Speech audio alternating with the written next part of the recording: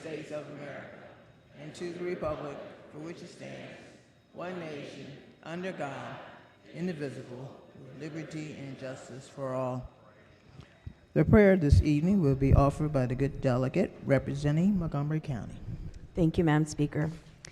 Dear Lord, as we again dive into the people's work, may we take a moment to lift up the real MVPs, our families, the ones who keep things running while we're stuck in long hearings, and the ones who somehow love us even when we miss bedtime.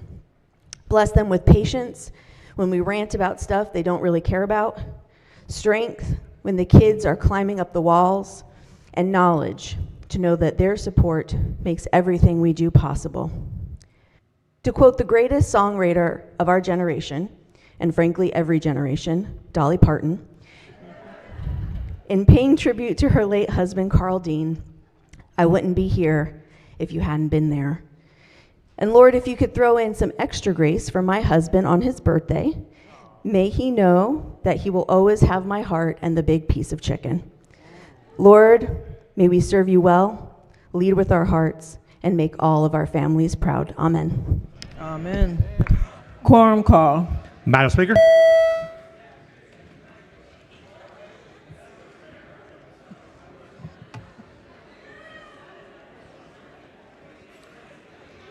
Has everyone recorded their presence?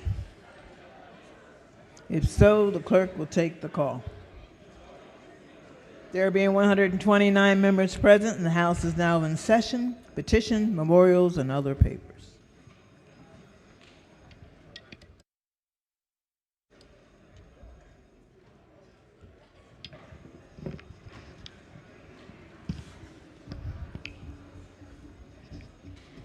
Recognizing good gentleman from Prince George's County.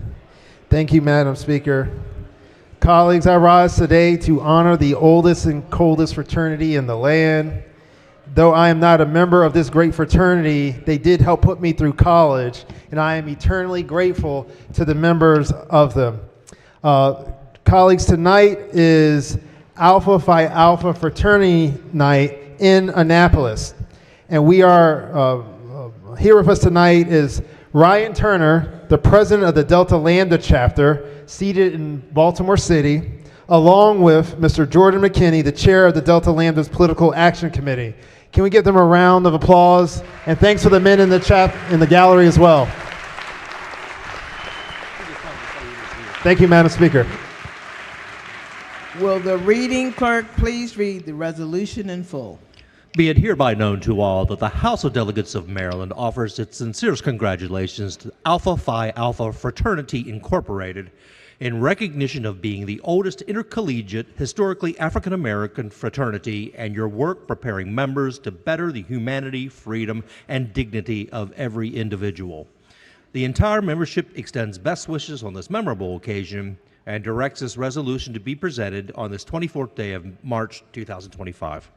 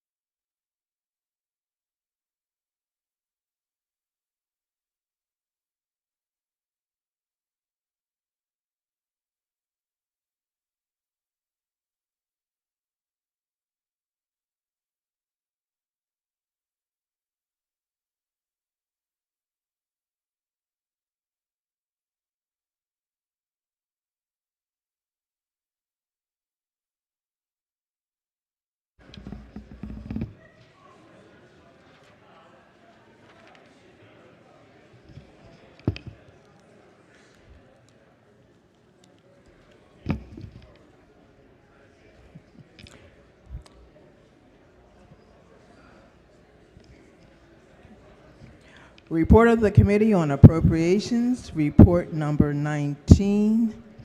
Clerk will read the first bill. House Bill 350, Budget Bill, Fiscal Year 2026. Favorable amendments. Amendment number 1. Madam Speaker. Recognizing the committee chair. Thank you, Madam Speaker. Ladies and gentlemen of the House, the Appropriations Committee has completed its work on the state budget for fiscal year 2026. Today we present House Bill 350, the Budget Bill, and House Bill 352, the Budget Reconciliation and Financing Act, the BRFA. I'd like to thank the Vice Chair and all the members of the committee for their hard work. I'd also like to thank our amazing committee staff, committee counsel, and the budget staff at DLS. Our work could not be completed without their efforts. And I'd like to thank you, Madam Speaker, for your steadfast leadership through the process. I also want to thank the Governor and our partners in the Senate for their collaboration throughout this process. We begin this session facing a serious challenge, a historic budget gap. And during session, we had a sudden drop in revenue created by haphazard actions by the Trump administration in Washington, D.C. While chaos and dysfunction seem to dominate Trump's Washington, here in Maryland, we made a different choice. We chose to govern. Today, with the Senate, we made tough decisions. We balanced the budget with over $1.6 billion in cuts and $1.2 billion in new revenue. We decreased our general fund spending, this is important, decreased our general fund spending by $400 million compared to fiscal 25. We didn't just meet our spending affordability goals, we surpassed them.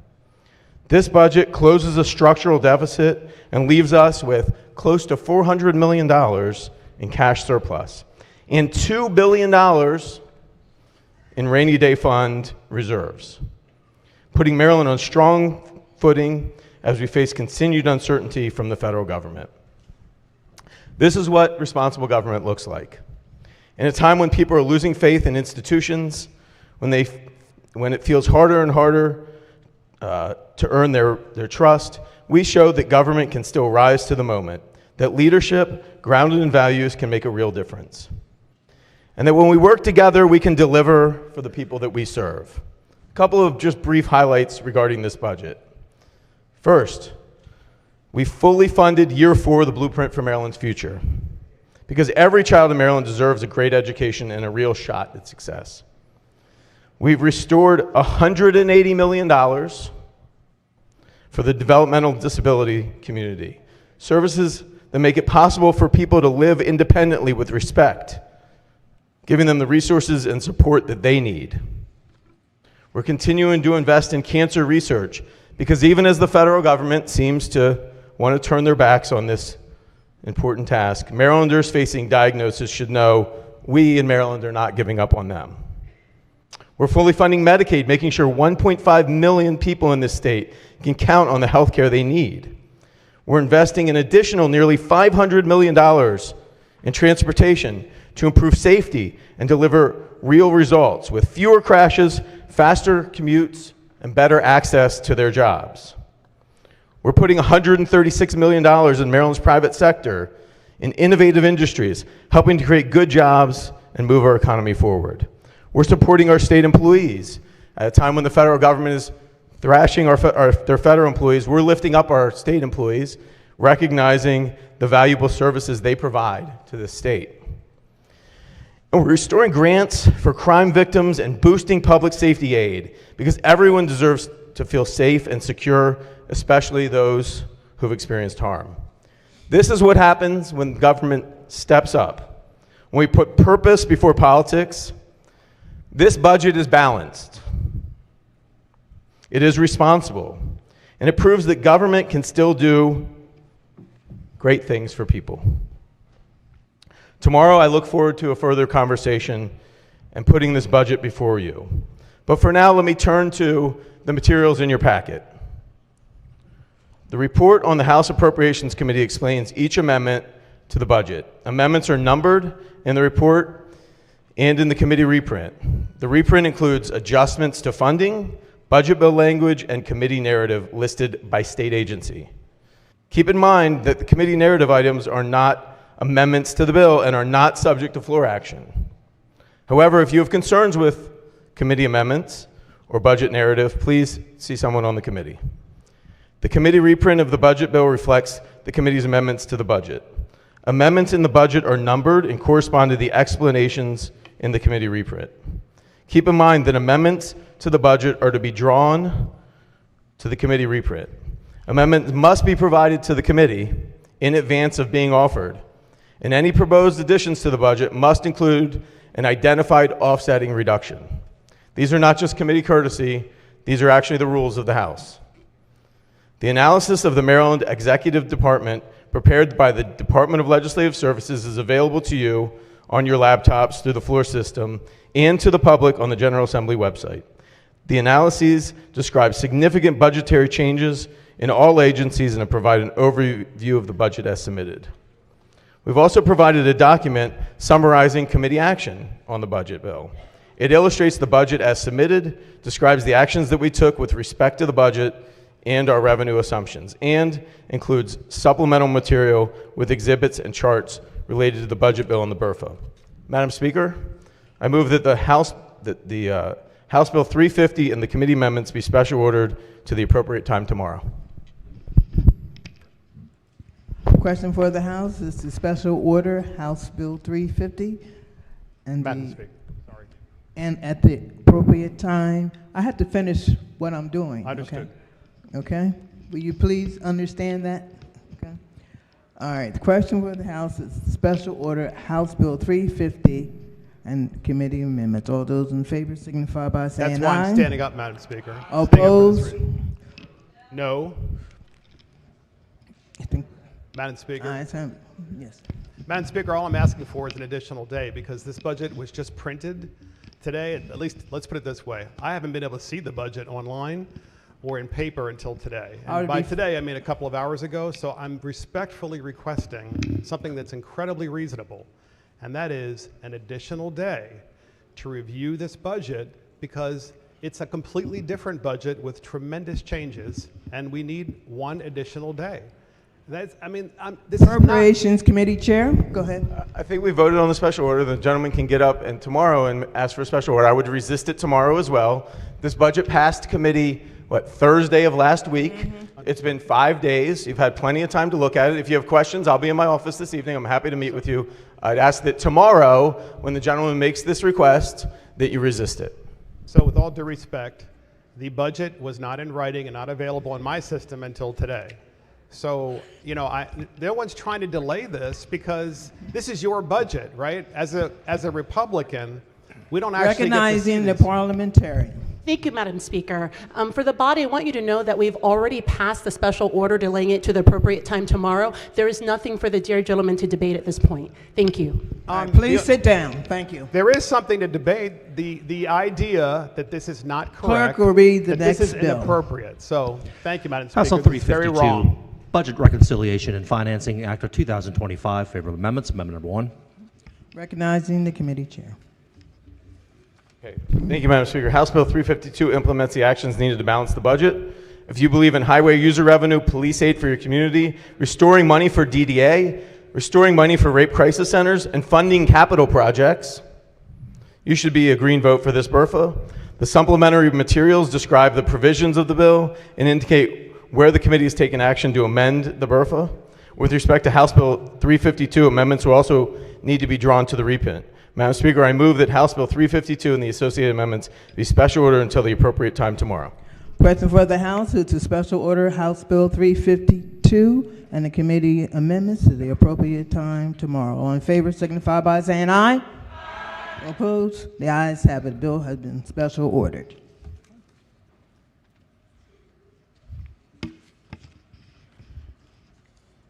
Report of the Rules Committee, report number 4.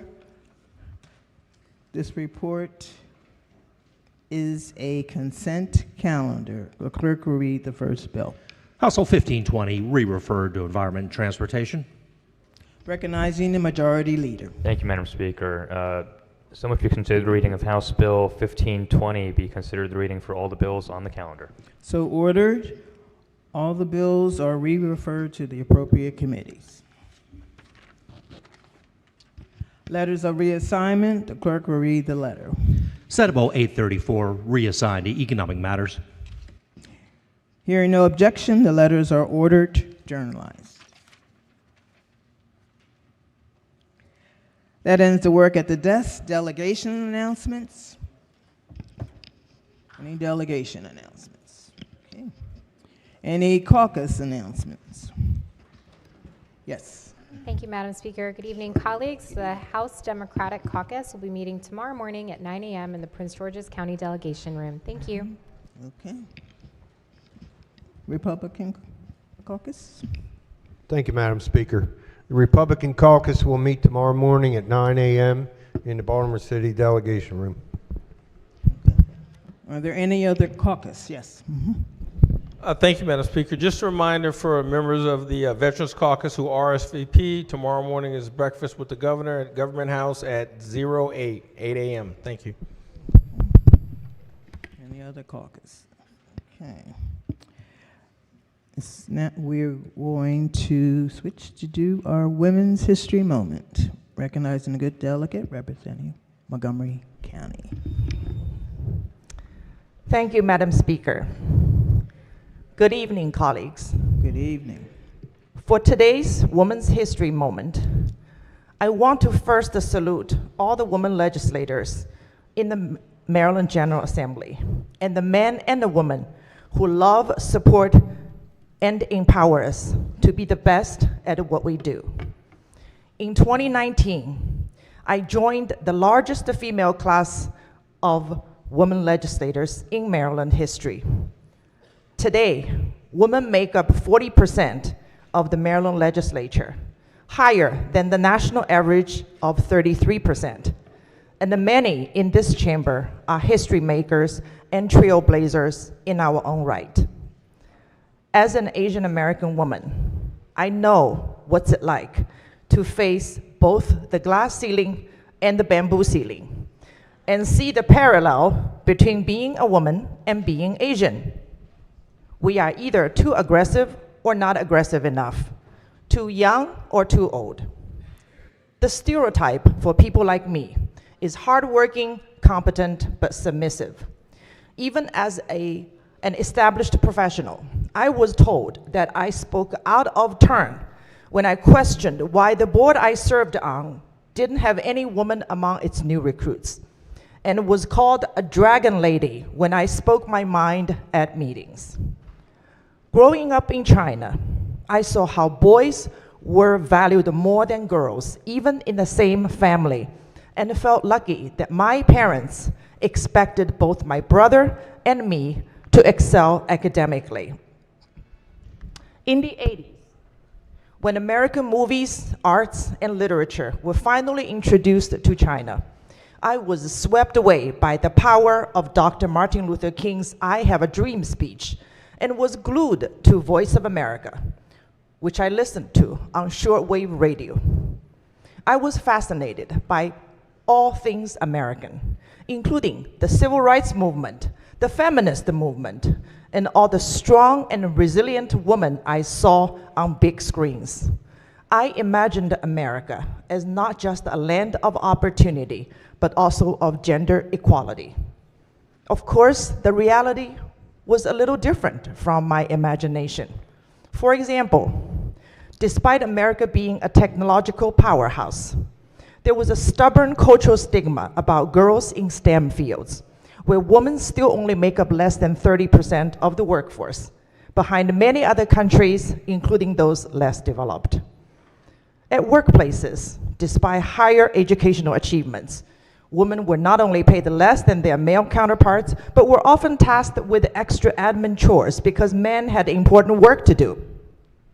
But the most surprising was that despite all the freedom and the rights American women enjoy, we still don't have guaranteed reproductive freedom in the United States of America in the 21st century. And of course, we have yet to elect a woman president, while dozens of other countries from every inhabitable continent have had their women presidents and prime ministers. Yet the fact that we are here speaks to what's possible in America, despite her many contradictions and flaws.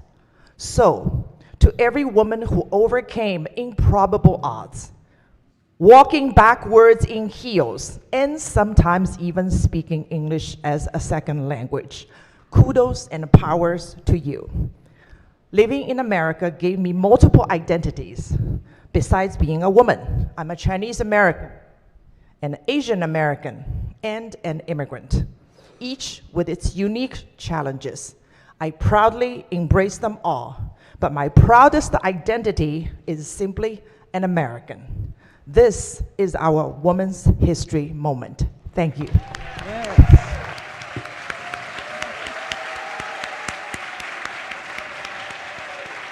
Very nicely done.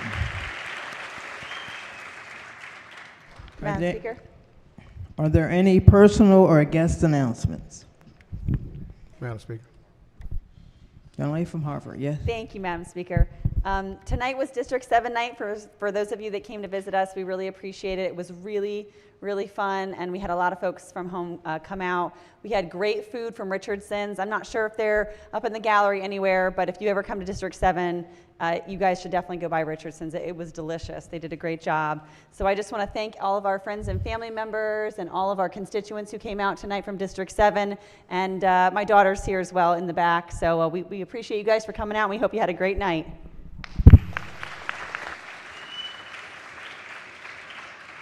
Are there any personal or guest announcements? Madam Speaker. Yes. Madam Speaker, may I have permission to use the delegate's name? Permission granted. Thank you, Madam Speaker. I just want to thank you all tonight for District 12 night that we had a great turnout from our community. I want to thank my colleagues, Delegate Jessica Feldmark, Delegate Terry Hill as well, and all the residents from Howard County and Anne Arundel County and the Glen Burnie area. So thank you all, and thank you all for coming out. In addition, I just want to take one moment to acknowledge some very important people in my life. For those of you who reached out to me on Friday in reference to my son and the incident that took place with him, I really thank y'all. It's very important that sometimes we can lose sight of what family really means. And the love that was shown to me by my colleagues here in reference to my son really touched me, and it touched me in a way that kind of grounds you to understand the difference between life and death and what it means. I've asked my son, as well as my daughter, to join me here tonight, along with my fiance. No, all of y'all are not invited to the wedding. But wanted them to come and to understand what true family means with them. For those who don't know, my son overdosed on a vape pen on Friday while in school. And, it's one of those things that we here legislate about and what we try to prevent when it comes to the residents and the citizens of our state. So everything here has a personal cost to what we do, and we can't never forget that. So I'm going to have my son stand up, please, in the gallery. Quentin, stand up. My daughter, Sanaya, in the gallery, stand up. My fiance, Tara, please stand up. This is my family, and you're my family, and together we are family. So thank you all very much. Yes, John. Thank you, Madam Speaker. And I asked the House to help me in welcoming somebody from my family as well. She is an awesome musician. She plays both the piano and the euphonium. She's a star field hockey, basketball, and tennis player. And she's an academic heavyweight, my daughter, Dorothy Carden.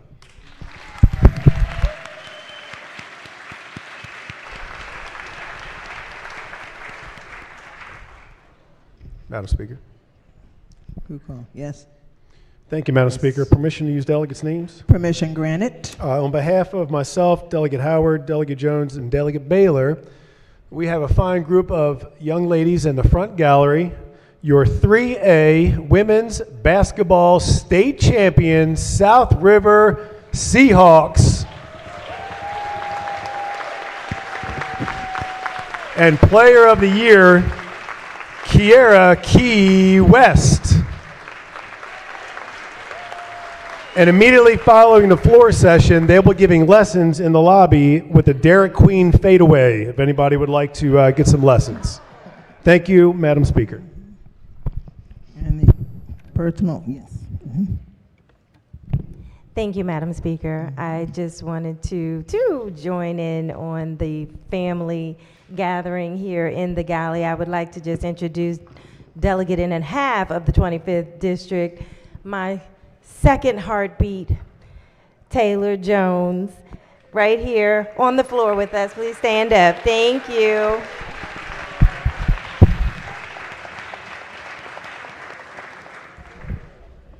Yes. Thank you, Madam Speaker. Good evening, colleagues. If I may have just a second, Madam Speaker, may I use permission to use a delegate's name? Permission granted. I would like to wish a human being who we all know and love, who has integrity, empathy, self-awareness, who has great communication skills, who's extremely honest, who I can rely on, who's very creative, who I give the most difficult bills to solve when I don't want them, who's very positive, who adopts, who is Gumby, who is respected and loved. My Vice Chair, Delegate Bonnie Collison, happy birthday.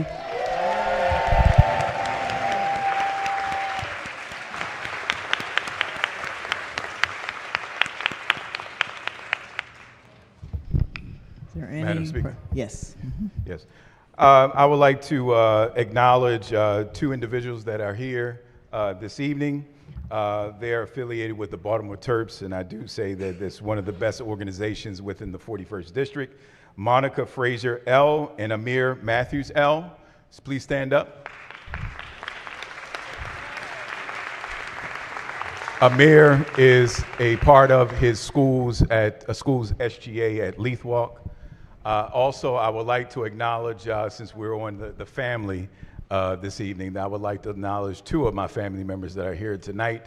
My brother, Gerald Stinnett, and my sister-in-law, Kimberly Stinnett, which Kimberly Rodwell Stinnett, actually, she is the daughter of Calvin and Rodwell Elementary Middle School, who is a fallen Baltimore City police officer, and she's the daughter of Calvin Rodwell, which is a school is in the 41st District as well. Thank you.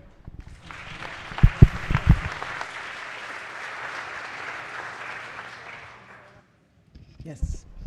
Thank you, Madam Speaker. Permission to use the delegates' names? Permission granted. Thank you, Madam Speaker. On behalf of Delegate Andrea Harrison and myself, we ask the body to join us in welcoming the newest member of our sorority, Sigma Gamma Rho Sorority Incorporated, all the way from across the room, none other than number 3 Nomos, Delegate Bernice Maricoux North. Congratulations.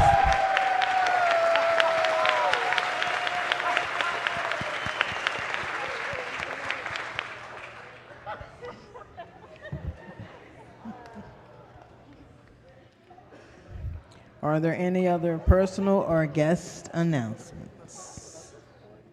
Okay. Recognizing, yes, I'm sorry. Thank you, Madam Speaker.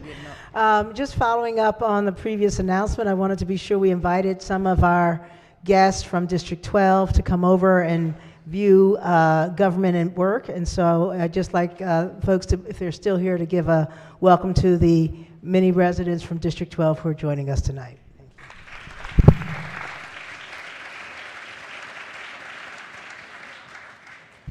Madam Speaker? Yes. You know, there's a fine gentleman in the gallery to the rear who I've known for a long time that happens to be the brother of the Speaker and a member of Alpha Phi Alpha, Mr. Darren Williams. I see him in the gallery.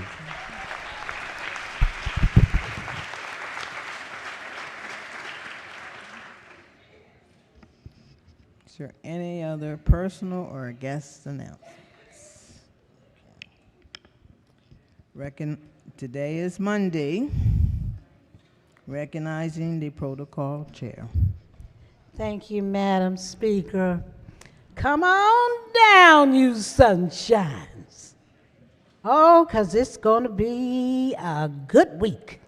I can see it now. All righty. Baby, now some of these people, Madam Speaker, you probably have seen before, but they still are the best of the best. So, I'm so happy that y'all have come back to see us, and to take care of all these wonderful delegates. Now, y'all know the drill, so I'm going to hurry up because today is Monday and y'all want to go home. Okay, now, first up, when I call your name, you know what to do. Stand, wave to these wonderful delegates because you're going to be with. The first one, Roxy, a delegate, Wells, Prince George's County, District 23, Bowie High School. Ugoma, Chico, Kalu, Baltimore County, District 10, Western School of Technology and Environmental Science. Rebecca Egg, Frederick County, District 3, Governor Thomas Johnson High School. Abram Gadeen, Wacomico County, District 37A, I got this, Parkside High School. Roxco, Greater Howard County, District 9B, Wild Lake High School. Beverly, Pendia, Baltimore County, District 44A, Hands Down High School. And finally, Madam Speaker, Max Van Doren, Arundel County, District 21, homeschool students. Thank you very much, you sunshines, and I want y'all to have a great week. Okay, so wave to your delegates and say, see you tomorrow. Have a seat. Okay, split. Madam Speaker, my famous speech that I make. Okay, we almost there, you wonderful delegates. I still got about 30 more people to go. And, wait a minute, hold up. I got one tonight, so just make it 29. Okay, so I want y'all to make sure y'all do not forget Protocol Chair, Delegate Turner. I'm not going to worry you. I'm going to let you go home tonight, go to bed. Okay? But I want to see you tomorrow. Okay? Room 205. Thank you and signing out.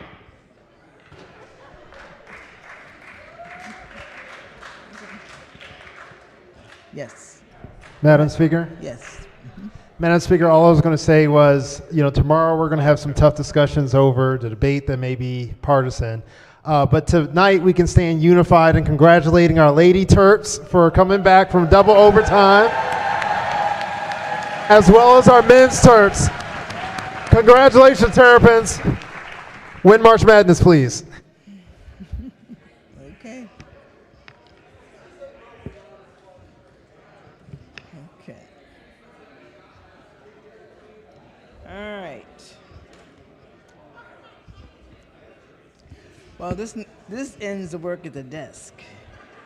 Quorum call. Madam Speaker?